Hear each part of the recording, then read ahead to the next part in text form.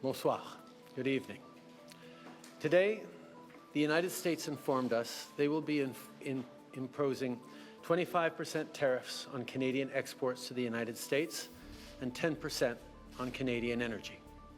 A decision that, should they elect to proceed with, should take effect on Tuesday, February 4th. Cette décision met en péril une relation économique historique. Une relation qui a été la source de tellement de richesses, de prospérité et de possibilités des deux côtés de la frontière. Tonight, first, I want to speak directly to Americans, our closest friends and neighbors. This is a choice that, yes, will harm Canadians, but beyond that, it will have real consequences for you, the American people. As I have consistently said, tariffs against Canada will put your jobs at risk, potentially shutting down American auto assembly plants and other manufacturing facilities. They will raise costs for you, including food at the grocery stores and gas at the pump. They will impede your access to an affordable supply of vital goods crucial for U.S. security, such as nickel, potash, uranium, steel, and aluminum. They will violate the free trade agreement that the President and I, along with our Mexican partner, negotiated and signed a few years ago. But it doesn't have to be this way.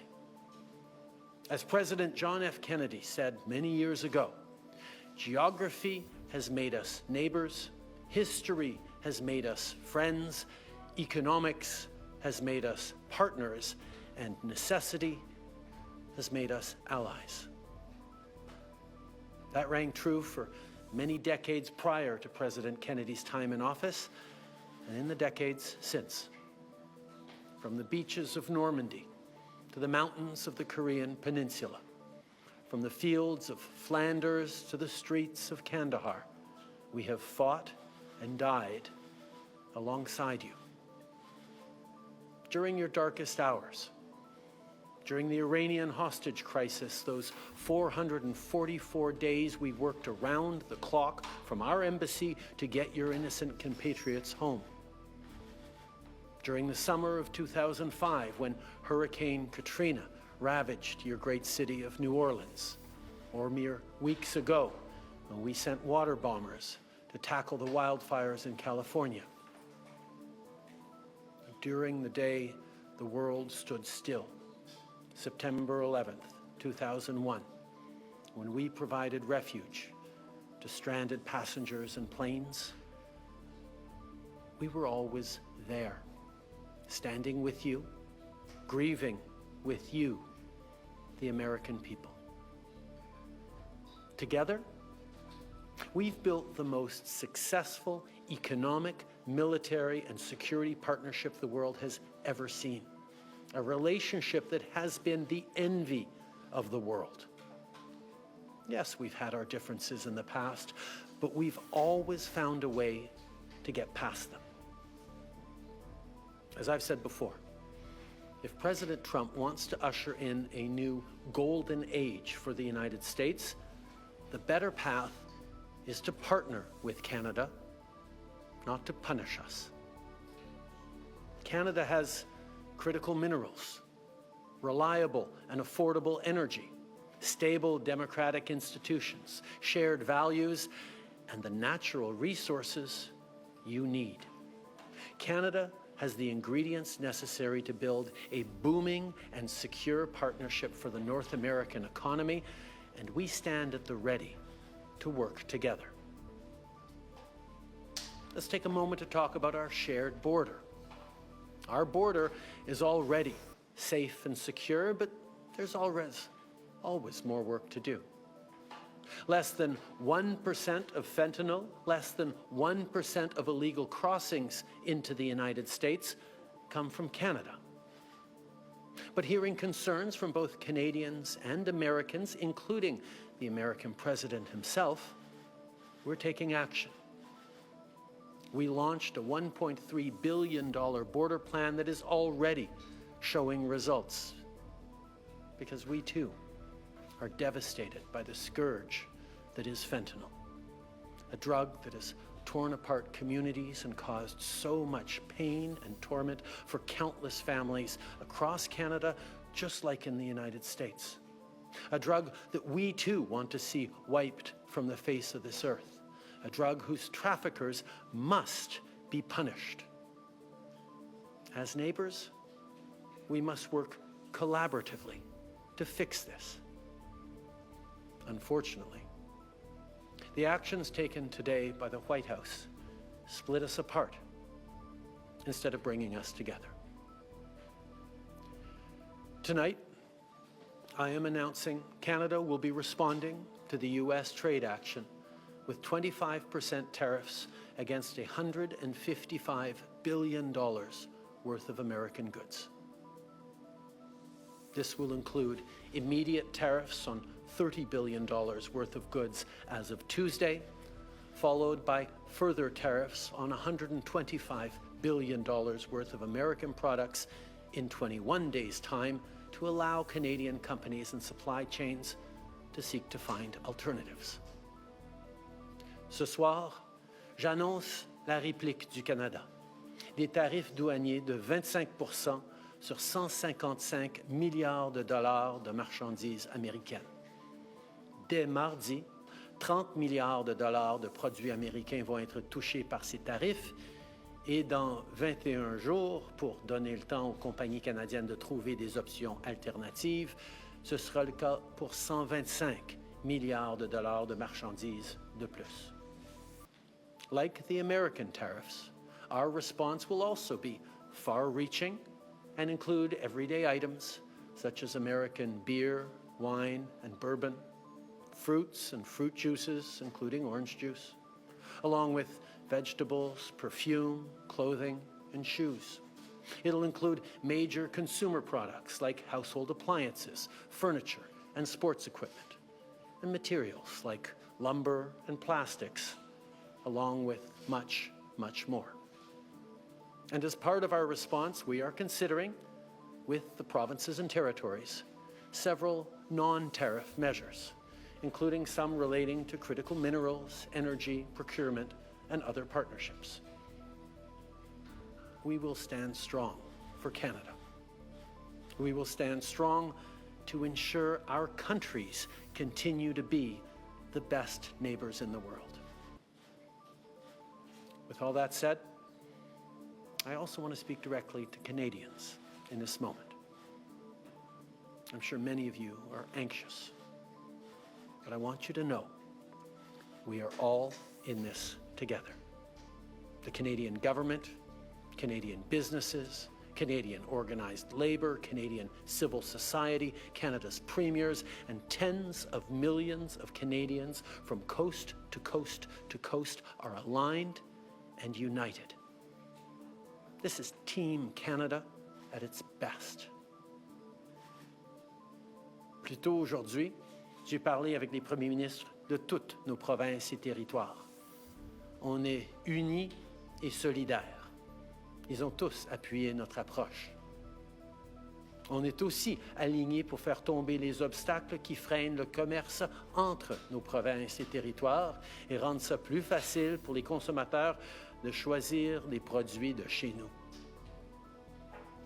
Il y a quelques minutes, je me suis entretenu avec Mme Sheinbaum, la présidente du Mexique, notre autre partenaire nord-américain, qui a lui aussi été la cible de tarifs douaniers aujourd'hui.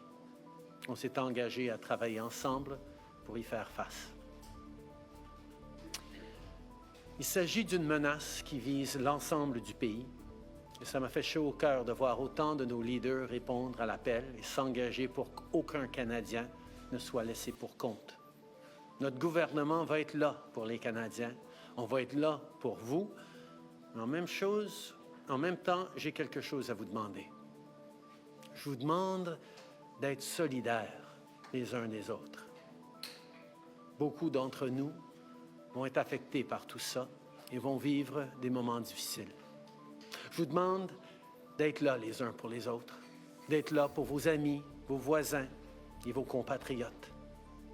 D'un océan à l'autre, les Canadiens sont très différents. On parle de différentes langues, on a de différentes croyances, on a de différentes opinions, de différentes idées. Mais quand on reste unis, on puise notre force dans cette différence. And now is also the time to choose Canada. There are many ways for you to do your part. It might mean checking the labels at the supermarket and picking Canadian-made products. It might mean opting for Canadian rye over Kentucky bourbon, or foregoing Florida orange juice altogether.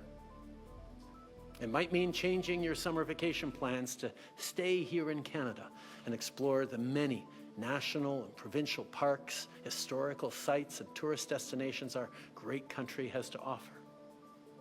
C'est le temps de choisir des produits d'ici et d'appuyer des entreprises d'ici, d'appuyer nos producteurs agricoles, nos manufacturiers, nos travailleurs, nos entrepreneurs, nos artistes. It might mean doing all of these things or finding your own way to stand up for Canada. In this moment, we must pull together because we love this country. We pride ourselves on braving the cold during the long winter months. We don't like to beat our chests, but we're always out there, waving the maple leaf loudly and proudly to celebrate an Olympic gold medal. On a notre propre identité, notre propre histoire et nos propres valeurs. Les Canadiens sont accueillants, ouverts, novateurs, ambitieux. On préfère régler nos disputes avec diplomatie, mais on est prêt à se battre quand c'est nécessaire. Canada is home to bountiful resources, breathtaking beauty, and a proud people who've come from every corner of the globe to forge a nation with a unique identity worth embracing and celebrating. We don't pretend to be perfect, but Canada is the best country on earth. There's nowhere else that I and our 41 million strong family would rather be. And we will get through this challenge, just as we've done countless times before, together. Thank you. Merci. Vive le Canada. All right, so we'll take 20 minutes of questions, 20 minutes de questions. One question, one follow-up, une question, un suivi. Merci.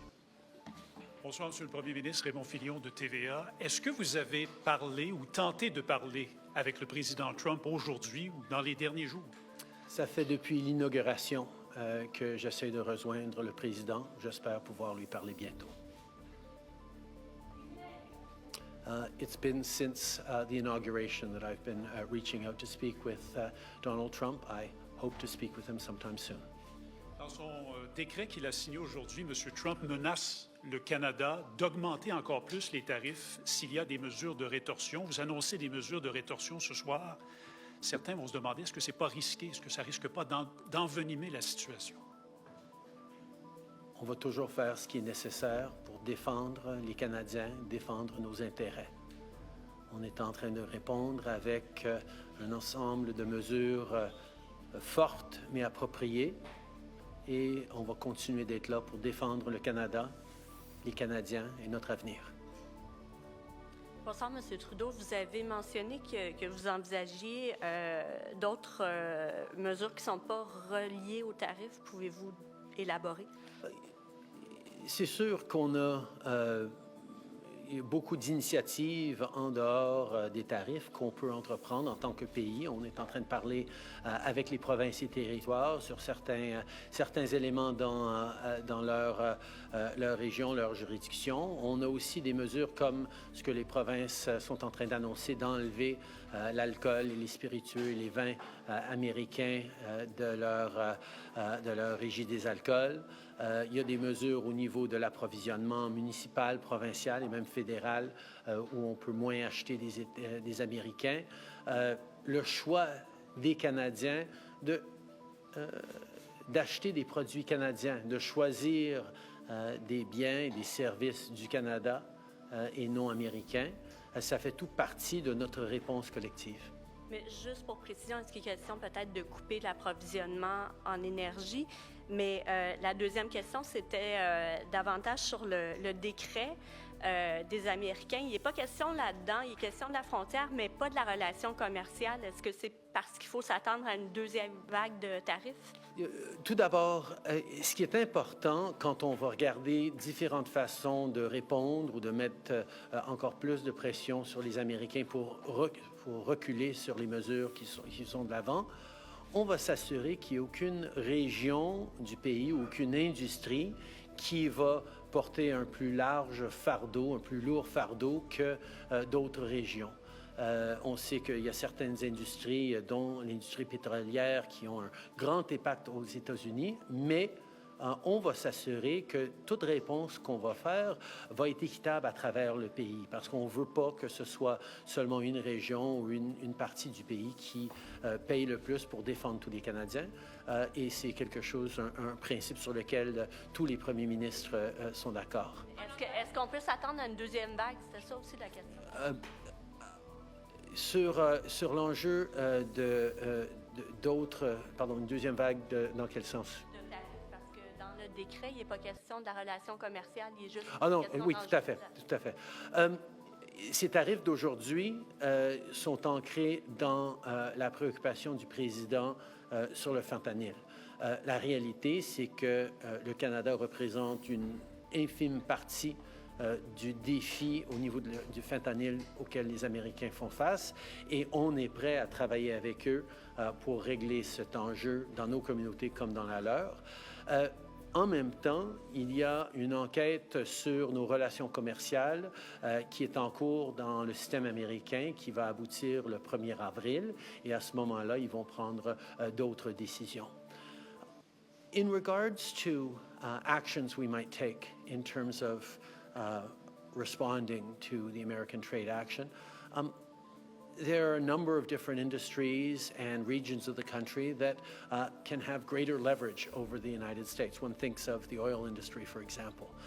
What is extremely important for me, and I think for all the premiers, is that no one region of the country or one industry carries a larger burden than anyone else in standing up for Canada. We need to all be in this together. This only works if Canadians are fully united from coast to coast to coast to stand up for this extraordinary and beautiful country. And that's why, as we look at different measures, including non-tariff measures that we might move forward on, we will not be moving forward on américains, aux producteurs américains. On s'attend à avoir des défis énormes dans l'industrie automobile, par exemple, aux États-Unis, où des pièces et du travail canadien et mexicain sont des éléments essentiels de ce qu'ils font. Alors, on va être là pour regarder et encourager les Américains de revenir en arrière sur ces tarifs, et on va utiliser toute la gamme d'outils qu'on a. Pour être très clair, on ne veut pas être dans cette situation. C'est le choix des Américains de nous mettre dans cette situation-là, mais puisqu'on est ici, on va répondre de façon responsable et forte pour défendre le Canada. Dans un match de hockey ce soir à Ottawa, durant l'hymne national américain, il y a des Canadiens qui ont hué l'hymne national américain. Est-ce qu'ils ont raison d'être en colère, et êtes-vous en colère? On a une très longue histoire avec les Américains. On a un partenariat sans pareil, mais il y a toujours eu des moments de différends, des moments de tension entre nos deux pays. Et c'est des moments profondément sentis parce qu'on est si proches en tant que voisins et amis et famille. Et ça peut être pénible pendant qu'on passe à travers ces moments-là. Mais j'ai confiance. J'ai confiance dans les Canadiens, mais surtout, j'ai aussi confiance dans le peuple américain qui comprend à quel point leur lutte, leur grand défi dans le monde, c'est pas le Canada. Et qu'en travaillant ensemble, on va pouvoir passer à travers ces moments pénibles pour en sortir encore plus fort. Je pense que les Canadiens ne comprennent pas tout à fait pourquoi les Américains sont en train de cibler leurs meilleurs amis et leurs plus proches partenaires plutôt que d'autres pays dans le monde. I think Canadians are a little perplexed as to why our closest friends and neighbors are choosing to target us instead of so many other challenging parts of the world. I don't think there's a lot of Americans who wake up in the morning saying, oh, damn Canada. Oh, we should really go after Canada. We're there as friends, as partners. We always have been, we always will be.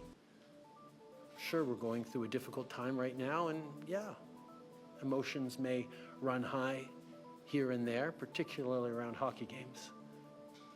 But I know we're going to make it through this because we have the most successful partnership the world has ever seen, and it's a true value in this time of really challenging geopolitical instability.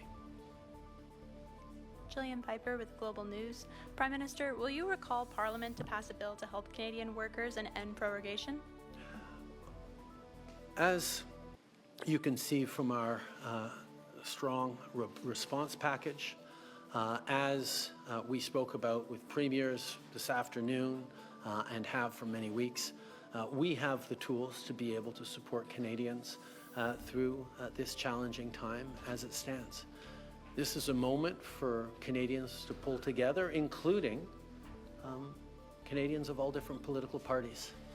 This is a moment where we need to set aside our differences and focus on delivering for Canadians, standing up for Canadians, and protecting the most successful political, military, economic, and security partnership the world has ever seen.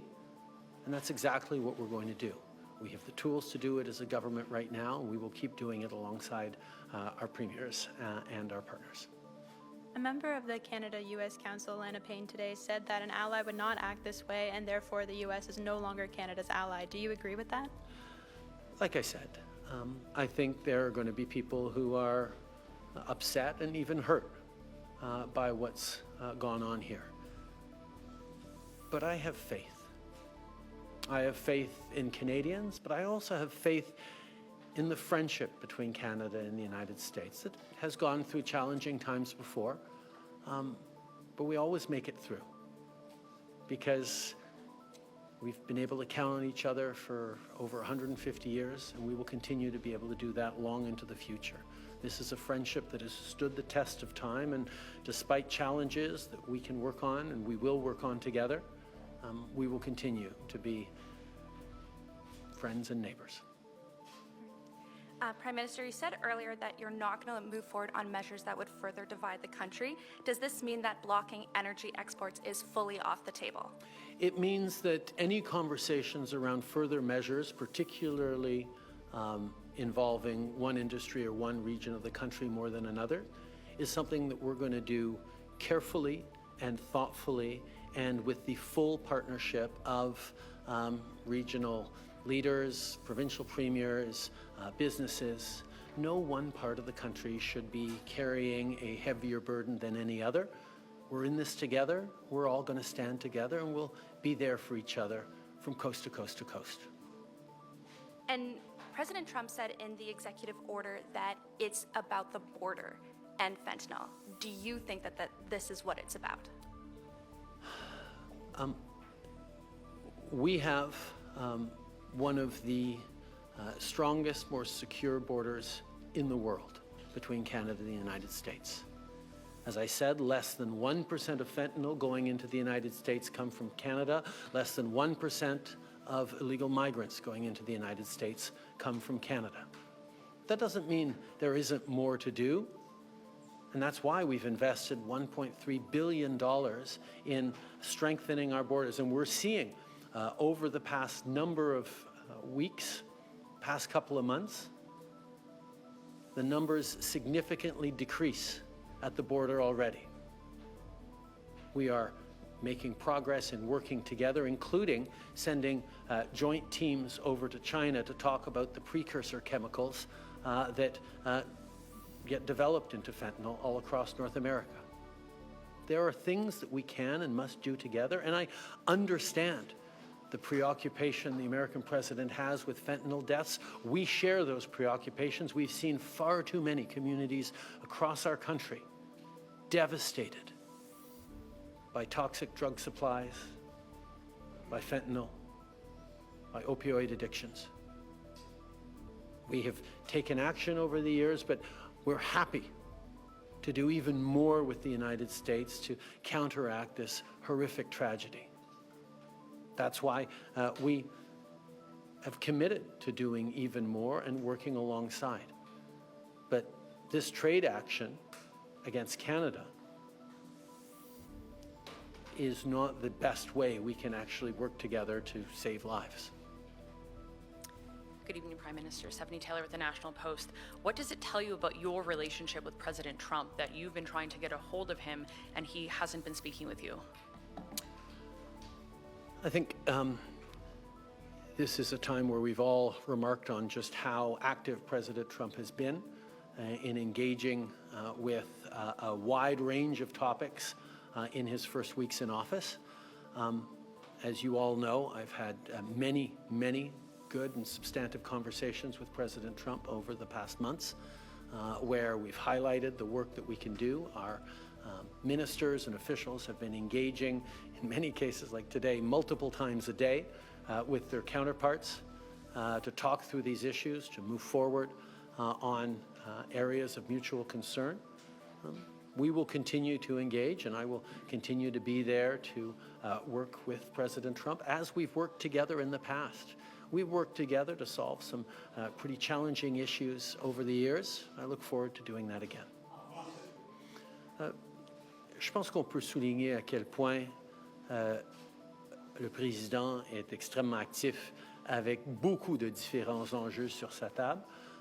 Ça fait plusieurs mois que j'ai eu beaucoup de conversations avec lui sur les enjeux dont on est en train de discuter aujourd'hui. Il sait très bien mes positions et en même temps, les ministres sont extrêmement actifs à être engagés avec leur contrepartie américaine, y compris plusieurs fois chacun aujourd'hui, pour souligner le travail que nous pouvons faire. Alors, il faut se souvenir que moi et le président, nous avons réglé de grands enjeux dans le passé et je suis toujours prêt à le faire encore une fois. But if you can't get a hold of President Trump on a day as consequential as this, when it really matters, can Canada have a productive relationship with President Trump and the Trump administration moving forward? As I've said, we have had a very effective and constructive series of conversations throughout the American administration. We'll continue to. I look forward to speaking with President Trump in the coming days and weeks. This is something that matters, but we've solved big issues before, and we will solve them again. Last question, dernière question, s'il vous plaît. Thanks for taking our questions. Raisa Patel, the Toronto Star. When did you first learn that President Trump intends to increase tariffs if Canada retaliates, and how has that changed your strategy? I think Canadians understand that we need to respond to this. We need to respond in a way that is appropriate, that is measured but forceful, and that meets the moment. We're certainly not looking to escalate, but we will stand up for Canada, for Canadians, for Canadian jobs. We will also continue to do more together with the United States to counteract the scourge that is fentanyl. We will continue to work on growing our economies together, on creating jobs and competing with the rise of non-market economies around the world. We can and will do things together, and that is my focus. My job is to stand up for Canadians. That's exactly what we're doing. But we're also standing up for the relationship between Canada and the United States, which, as I've said, is the most successful partnership and friendship the world has ever seen. You're dealing with the U.S. administration that says, there's nothing that you can do to stop this. We're not looking for any concessions. So do you see any conceivable way out of this because of that? The coming weeks will be difficult for Canadians, and they'll be difficult for Americans. The level of cooperation, the level of effective partnerships between our two countries that have been established over decades and generations means that this trade action by the Americans and our response is going to have real consequences for people, for workers on both sides of our border. We don't want to be here. We didn't ask for this. But we will not back down in standing up both for Canadians and for the incredible, successful relationship and partnership between Canada and the United States.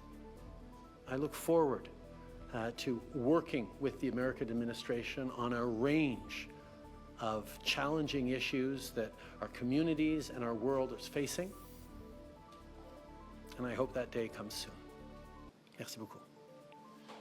All right, this concludes today's press conference. Ça conclut la conférence de presse aujourd'hui. Merci. Merci tout le monde.